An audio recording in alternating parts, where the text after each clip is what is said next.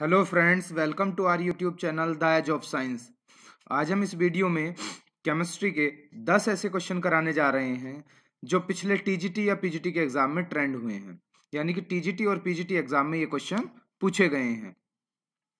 अगर आप किसी ऐसे कॉम्पिटिटिव एग्जाम की तैयारी कर रहे हैं जहां केमिस्ट्री मेन सब्जेक्ट के रूप में पूछा जाता है, तो हमारा ये वीडियो आपके लिए बहुत ज़्यादा इंपॉर्टेंट है। तो आइए वीडियो स्टार्ट करते हैं। हमारा पहला क्वेश्चन आपकी स्क्रीन पर है। क्वेश्चन में एक रिएक्शन दी गई है और पूछा जा रहा है इस रिएक्शन के लिए केपी केसी का क्या रिलेशन होगा। ठीक है, by the application of a partial pressure relation between equilibrium constant KP and molar concentration केसी।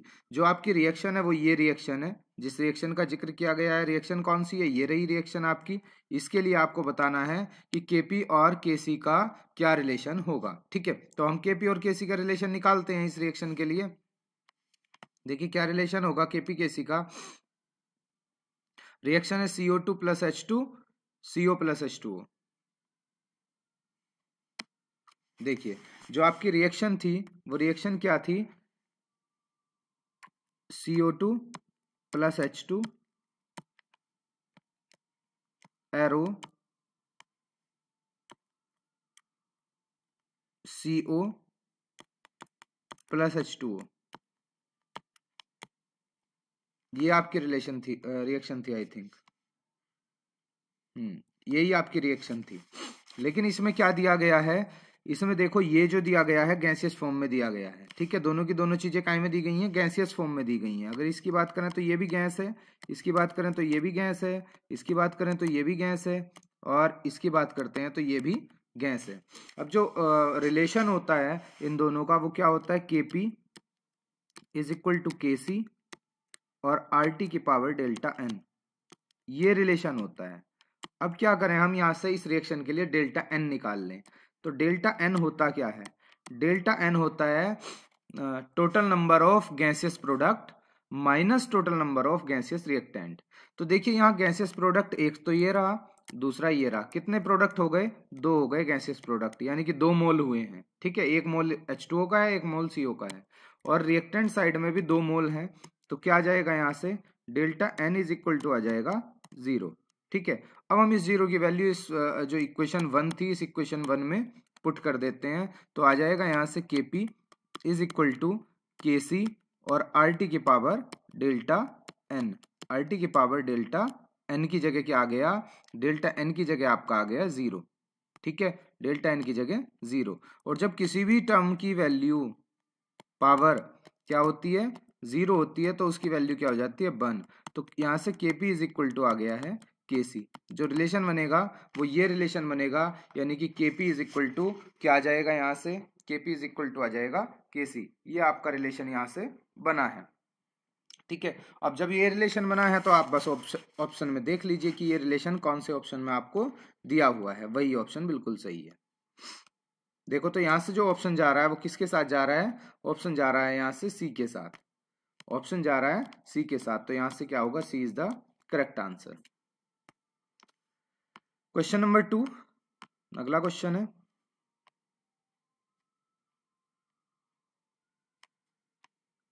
अब देखिए क्वेश्चन नंबर 2 में कहा जा रहा है for a reversible reaction the use of a positive catalyst. ठीक है, किसके लिए? एक रिवर्सिबल रिएक्शन के लिए जो पॉजिटिव कैटलिस्ट होगा उसके यूज पर क्या प्रभाव पड़ेगा। देखिए पहली बात तो कैटलिस्ट ही क्या होता है। अगर हम कैटलिस्ट को बताएं तो कैटलिस्ट क्या होता है? कैटलिस्ट ऐसे केमिकल सब्सटेंसेस होते हैं जो किसी रिएक्शन के रेट को डिक्रीज या इंक्रीज कर देते हैं, अर्थात चेंज कर देते हैं, और स्वयं केमिकल रिएक्शन में पार्टिसिपेट नहीं करते, यानी कि भाग नहीं लेते डायरेक्टली। ठीक है, अब जो हमारा रिवर्सिबल रिएक्शन होती है उसमें क्या होता है? अगर रिवर्सिबल रिएक्शन में कोई पॉजिटिव कैटलिस्ट मिला दें, जो आपने पॉजिटिव क्वेश्चन में पॉजिटिव कैटलिस्ट का जिक्र है, पॉजिटिव कैटलिस्ट मिला दें तो क्या होगा? उससे जो हमारी इक्विलिब्रियम स्टेट होगी वो क्या होगी? शीघ्रता से स्थापित हो जाएगी, यानी कि इक्विलिब्रियम स्टेट यानी कि साम्य अवस्था जल्दी से आ जाएगी। इसका मतलब क्या हुआ? इसका मतलब ये हुआ कि जो रिएक्शन होगी वो बहुत ज्यादा तेज होगी। ठीक है, तेजी से होने लगेगी। यानी कि जो हमारा पॉजिटिव कैटलिस्ट होता है वो रिएक्शन के रेट को बढ़ा देता है और निगेटिव कैटलिस्ट रिएक्शन के रेट को कम कर देता है, ठीक है। लेकिन इससे जो आपकी इक्विलिब्रियम स्टेट होगी यानी कि साम्य अवस्था होगी उस पर कोई प्रभाव नहीं पड़ेगा, ठीक है। किस पर प्रभाव नहीं पड़ेगा? हमारे साम्य अवस्था पर कोई प्रभाव नहीं पड़ेगा, मतलब किस पर?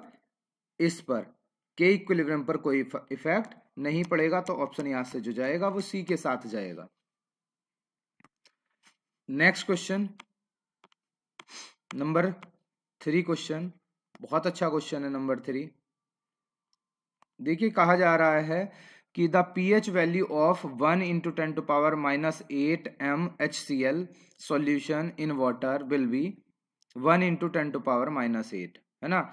अगर आप इसे जैसे कंसंट्रेशन दी हुई है फॉर्मूले में, अगर ऐसे ही कंसंट्रेशन रख लें तो आपकी वैल्यू क्या आ जाएगी? वो 8 आ जाएगी, ठीक है। लेकिन आप लोगों को एक जानकारी पहले से ही होगी कि जो भी एसिड होते हैं, हमारी एसिड की जो पीएच होती है वो 1 से लेके 7 तक होती है। कहां से होती है? 1 से लेके 7 तक होती है। तो 8 तो हो ही नहीं सकती, तो इसका मतलब 8 तो आंसर बिल्कुल गलत होगा।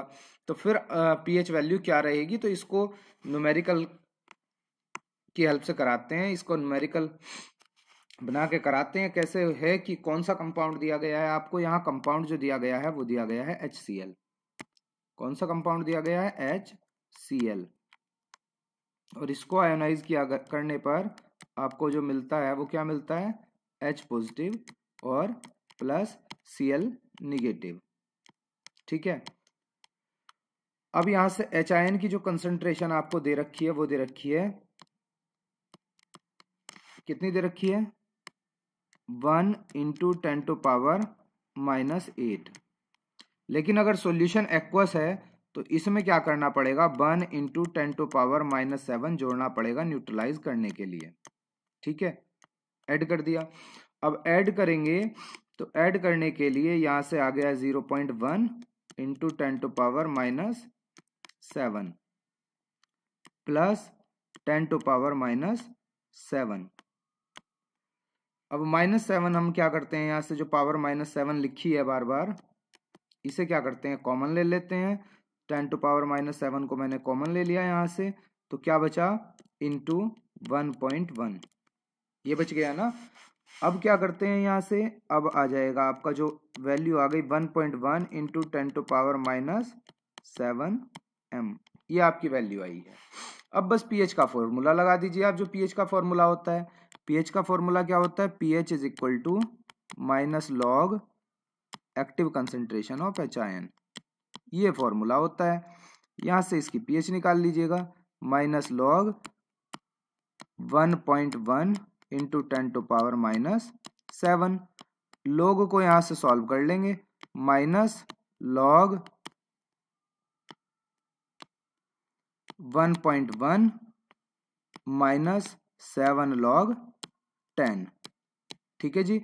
अब यहां से क्या होगा? माइनस तो वैसे का वैसे ही है, और इसकी जो वैल्यू होती है लॉग 1.1 की, इसकी होती है 0.042, और माइनस 7 इंटू लॉग 10 की वैल्यू होती है 1।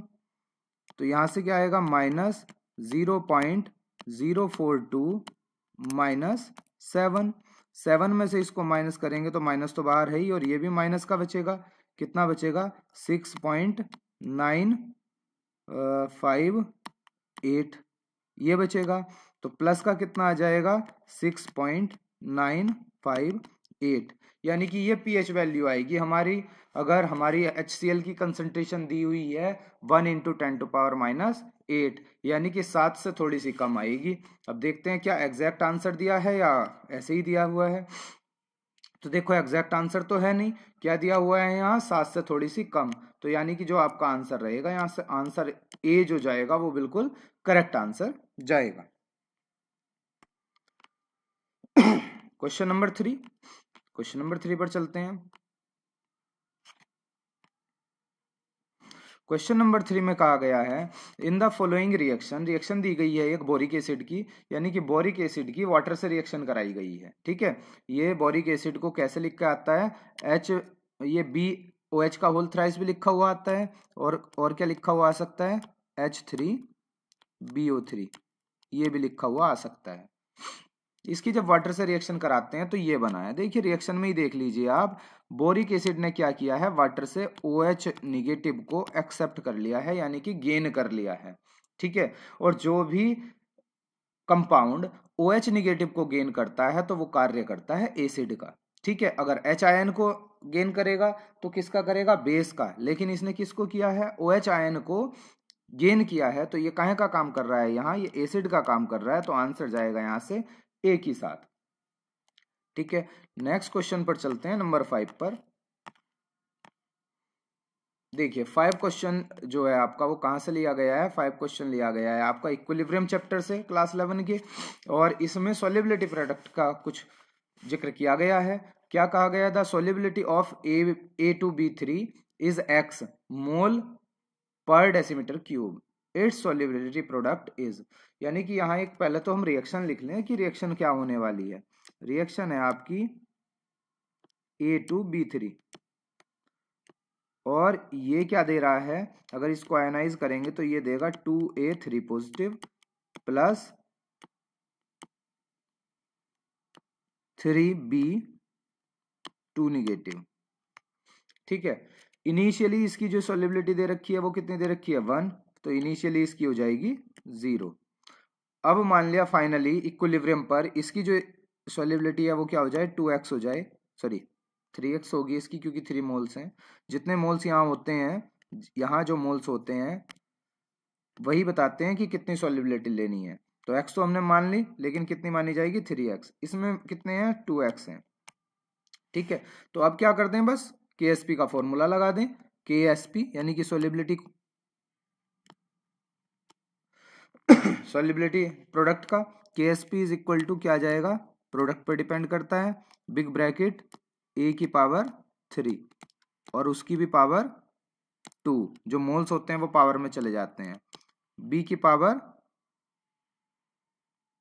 2 निगेटिव और की पावर 3।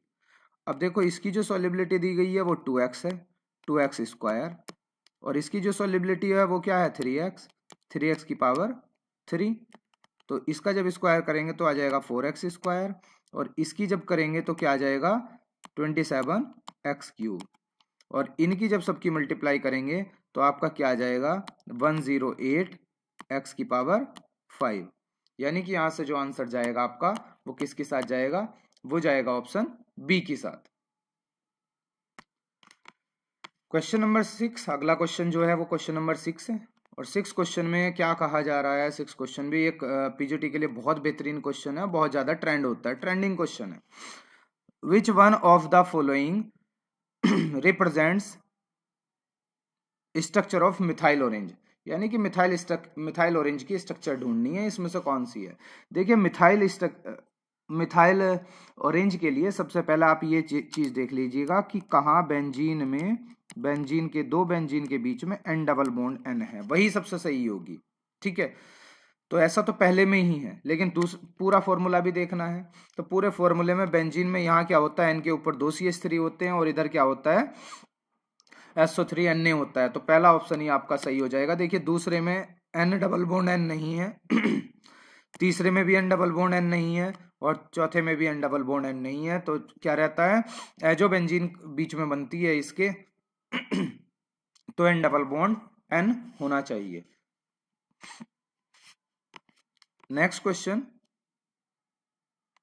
देखिए, नेक्स्ट क्वेश्चन में पूछा जा रहा है the adsorption of vapour on a clean surface is a spontaneous process because, इस बिकॉज में आगे को अगर सेंटेंस पूरा करें तो क्या जोड़ना है आपको, change is the entropy of the process is highly positive, enthalpy change in is highly positive, change in entropy is 0 and change in enthalpy is highly negative. तो इसका जो आंसर रहेगा वो क्या रहेगा कि जो एंथैल्पी में चेंज होता है, चेंज इन एंथैल्पी यानी कि डेल्टा एच, वो क्या रहता है, निगेटिव रहता है। कब रहता है निगेटिव, जब the adsorption of vapour on a clean surface is a spontaneous process. इसका कारण क्या है, इसका कारण यह है कि डेल्टा एच की वैल्यू क्या होती है, जो आपका एंथैल्पी चेंज होता है डेल्टा एच की वैल्यू होती है निगेटिव, ठीक है। Change in enthalpy is highly negative, इस वजह से ऐसा होता है। क्वेश्चन नंबर 8, देखिए क्वेश्चन नंबर 8 में कहा गया है which one of the alkenes is most stable. देखो सारी एल्कीन दी गई है, उसमें यह पूछा गया है कि कौन सी मोस्ट स्टेबल है। देखिए इसके लिए क्या ध्यान रखना है आपको, जिसके पास अल्फा हाइड्रोजन क्या होंगे, अल्फा हाइड्रोजन ज्यादा होंगे, जिसके पास अल्फा हाइड्रोजन जितने ज्यादा होंगे वो क्या होगा, उतना ही ज्यादा स्टेबल होगा। ठीक है, एल्कीन, एल्कीन अल्फा एच की वजह से स्टेबल होती है, तो जिसके पास जितने ज्यादा अल्फा एच होंगे वो उतना ही ज्यादा स्टेबल होगा। तो हमें क्या करना है, इन सबके पहले अल्फा एच देखने हैं, तो इनकी ओपन स्ट्रक्चर में बनाता चलता हूं। जैसे फर्स्ट वाला था, तो फर्स्ट वाले की जो ओपन स्ट्रक्चर बनेगी क्या बनेगी, CH3 single bond CH double bond C single bond CH2, यहीं पर CH3 भी है और इसके आगे भी CH3 है। पहले सबकी स्ट्रक्चर ही बना लेता हूं मैं। दूसरा क्या दिया हो गया है, बी वाला, वो दिया गया है CH3 single bond CH double bond CH single bond CH, CH के नीचे है CH3 और आगे भी है CH3। ए और बी तो ये बन गई हैं। तीसरा वाला जो है वो दिया गया है CH2 सिंगल बॉन्ड C के नीचे CH3, आगे CH2 और उसके आगे फिर से CH2, उसके आगे फिर से CH3। ठीक है, ये दिया गया है आपको।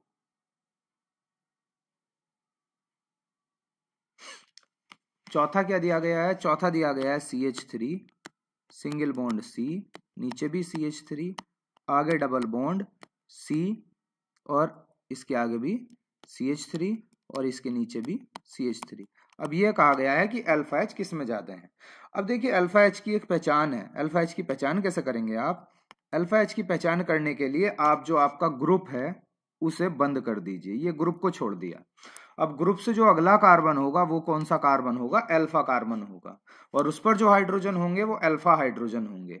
तो कहने का मतलब यहां से जितने भी ये वाले ये हैं, ये आपका अल्फा कार्बन है, ये आपका अल्फा कार्बन है और ये आपका अल्फा कार्बन है। यानी कि ग्रुप के बाद ग्रुप के कार्बन को छोड़ के ग्रुप के कार्बन से जो भी कार्बन जुड़ा हुआ होता है वो होता है अल्फा कार्बन।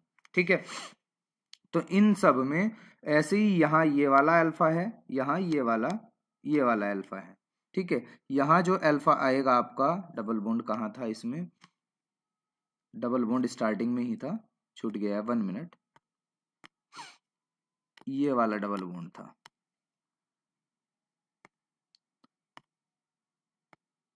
तो यहाँ पर जो अल्फा है वो ये, मतलब ग्रुप है वो ये है, यहाँ पर ग्रुप ये है और यहाँ पर ग्रुप ये है। अब इनमें से अल्फा देखते जाएंगे, अल्फा किस में कितने हैं। तो पहले की अगर हमने बात की तो पहले में अल्फा कितने आ गए, पहले में अल्फा आ गए 3, तो यहाँ है 2, यहाँ है और 3 यहाँ है, कितने हो गए, 3 3 6 और 2 8 अल्फा, यहाँ 8 अल्फा। यहाँ की बात करते हैं तो 3 यहाँ है और 1 यहाँ है, कितने हैं, 4 अल्फा। ठीक है, और यहाँ की बात करते हैं तो देखो ये वाला अल्फा 2 है, अल्फा है यहाँ पर और यहाँ पर भी अल्फा है, तो यहाँ आपके 2 हैं और यहाँ 3 है, तो कितने अल्फा हैं, 5 अल्फा हैं। और यहाँ की बात करते हैं तो देखो ये अल्फा, ये अल्फा, ये अल्फा, ये अल्फा, 3 अल्फा 4 जगह हैं, कितने हैं, 12 अल्फा। ठीक है, तो जिसके पास जितने ज्यादा अल्फा होते हैं वो उतना ही ज्यादा स्टेबल होता है। ठीक, तो अब देखते हैं हमारा जो ऑप्शन जा रहा होगा वो जा रहा होगा डी ऑप्शन हमारा यहाँ से क्या जा रहा होगा, डी ऑप्शन जा रहा होगा करेक्ट, क्योंकि यही सबसे ज्यादा स्टेबल है, क्योंकि इसके पास सबसे ज्यादा अल्फा एच है, रीजन ये है। नेक्स्ट क्वेश्चन में पूछा जा रहा है which of the following is the weakest acid, इनमें सबसे ज्यादा वीक एसिड कौन सा है। ठीक है, जो सबसे ज्यादा वीक एसिड है, वीक एसिड कौन सा है। देखिए बेटा, जो वीक एसिड होगा वो COOH वाला तो हो ही नहीं सकता, क्योंकि COOH क्या करता है, COOH एसिडिक करैक्टर को बढ़ाता है, कम नहीं करता। COOH क्या करता है, एसिडिक करैक्टर को बढ़ाता है, ये तो होता ही कार्बोजाइलिक एसिड है। फिनोल क्या होता है, फिनोल ऑलमोस्ट न्यूट्रल होता है। तो देखिए इसमें भी COOH ग्रुप है, इसकी एसिडिटी ज्यादा होगी, इसमें भी COOH है, इसकी भी ज्यादा होगी, इसमें भी COOH है, इसकी भी ज्यादा होगी। यहाँ क्या है, खाली फिनोल है। तो इसकी एसिडिटी क्या होगी, सबसे कम होगी। अच्छा, अगर यहाँ ये पूछ लिया जाए कि एसिडिटी सबसे ज्यादा किसकी है इन तीनों में, क्योंकि तीनों का फॉर्मूला तो एक जैसा है, सब में एक एक COOH है और OH है, तो ऐसे केस में सबसे ज्यादा किसकी होगी, सबसे ज्यादा होगी C वाले की। अब होगी क्यों, क्योंकि जब पैरा जो ऑर्थो पोजीशन होती है, ऑर्थो पोजीशन पर कोई ग्रुप जुड़ा हुआ होता है, COOH की रेस्पेक्ट में ऑर्थो पोजीशन पर कोई जुड़ा हुआ होता है, तो वहां एक इफेक्ट लगता है, उसको क्या बोलते हैं, ऑर्थो इफेक्ट। और ऑर्थो इफेक्ट से इसका जो एसिडिक करेक्टर हो जाता है वो सबसे ज्यादा हो जाता है। तो इस क्वेश्चन का जो आंसर जाएगा वो जाएगा डी के साथ। लास्ट क्वेश्चन वीडियो का, और बिल्कुल सिंपल सा क्वेश्चन है, चिंदी सा क्वेश्चन है, इसमें कोई ज्यादा मेहनत करने की जरूरत नहीं है। कुछ क्वेश्चन में पूछा जा रहा है which of the following will not show aromatic character, कौन सा ऐसा है जो एरोमेटिक करेक्टर शो नहीं करेगा। तो देखो ज्यादा सोचने की जरूरत ही नहीं है, यहाँ आपको साइक्लोहेक्सेन दिया हुआ है, यही है जो एरोमेटिक करेक्टर शो नहीं करेगा, साइक्लोहेक्सेन है ना। फॉर्मूला क्या होता है, C6H12 होता है, कहीं डबल बॉन्ड ही नहीं है इसमें, तो ये शो नहीं करेगा।